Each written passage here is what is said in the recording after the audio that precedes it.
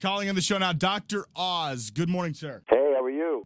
Doing very well, thank you. This is your first time on the show. Hopefully, many more to come. Where do they have you this morning? Thank you very much for the offer. No, I'm on the East Coast.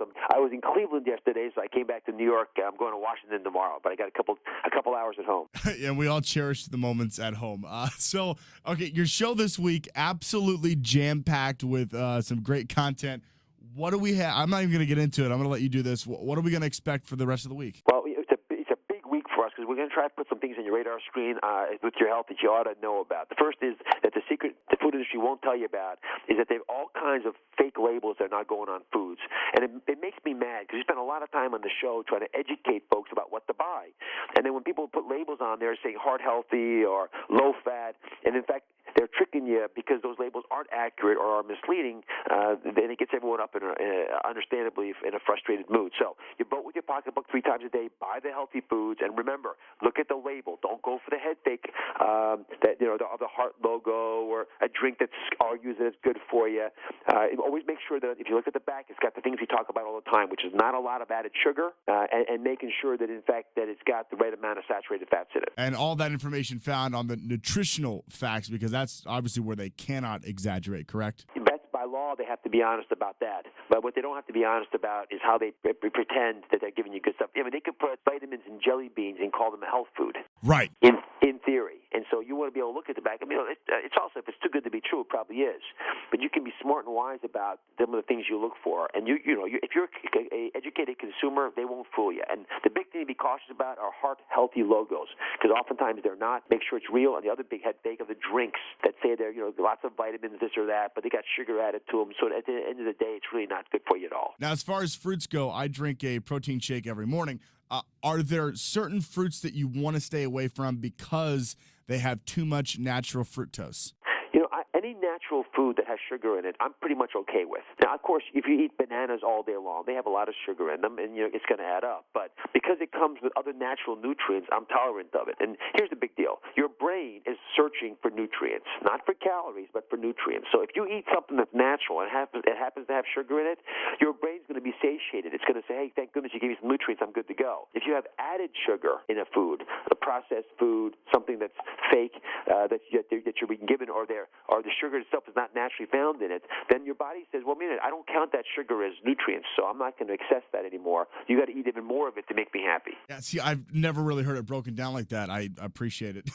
I asked a lot of the listeners, one question for Dr. Oz, what would it be? A lot of them averaged out to, okay, I drink a protein shake or I eat a protein bar before my workout. What should I do after? Following the workout, what's the best thing to put in my body? Well, most people don't burn enough calories during a workout to warrant having some big caloric boost. Otherwise, you're actually gaining weight when you work out. So after a big workout, you want to have a protein-rich meal. Eggs would be a good example of that. A protein bar is okay, but be very cautious about these processed bars because in order to make them palatable, a lot of companies will add sugar to them.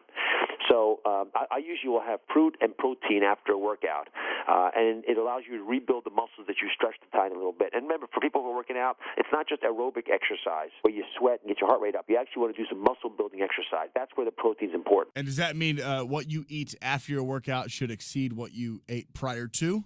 Well, you need to have sugar in your body when you start to work out. Otherwise, your liver won't be able to keep up for more than half an hour. So I think it makes sense to take it beforehand. I just wouldn't take too much of anything. And certainly people who are in the gym exercising on the treadmill and they've got a sugar drink next to them, they'll get 400 calories in with the drink and they'll burn off 500 calories on the treadmill. So net, they're only 100 calories down. And that's not what you want to do. Okay, and a personal question for myself. I'm a 22-year-old male. And this will probably help other people as well. But obviously, I don't drink soda. I completely cut out the fast food as often as possible. And I try not to eat sweets, of course. What's another major food category that you want to really limit your intake of? Well, the number one cause of obesity in America are carbs. So if you avoid the added sugars, but you already counted them in your question, then I'm good to go. And these are primarily the sugars that are found in white foods: white rice, white sugar, white pasta. These white foods are head fakes to us. If you have white bread, you might as well have a candy bar. That's the impact it has in your body. The other big food area to be cautious about are saturated fats, because saturated fats, which again come from animals that have faces, are fats that our body can process in moderation. But if you give them too many saturated fats, it inflames your liver, and it makes it more difficult for you to maintain that hormonal milieu, that calm hormonal status that allows you to metabolize efficiently. Wow. See, I learned something. I had no idea that a piece of white bread was as bad for you as a candy bar. I watch the show as often as I can. Of course, I check out your YouTube videos, the 7-minute workout and everything. This is obviously a huge week on the show for you. Anything else you want to touch base on? Well, two important things. On Wednesday, we're doing a big alternative medicine show where we're trying to explain how the globalization of medicine really is the incorporation of healing therapies, which have been shown to be successful in China and South America and South Africa. I mean, these are wonderful cultures of healing that we try to bring here. And then on Fridays, all the celebs are coming to join us. Taylor Swift, Brett Michaels, Naomi Judd joining us. Lou Van Amstel is going to actually take Naomi Judd dancing. I think people will enjoy it. Russell Simmons, a lot of great guys. Yeah, star-studded lineup. That's on the show Friday. So, Dr. Oz, thank you so much for coming on and chatting with me. It's been a real honor, a real pleasure.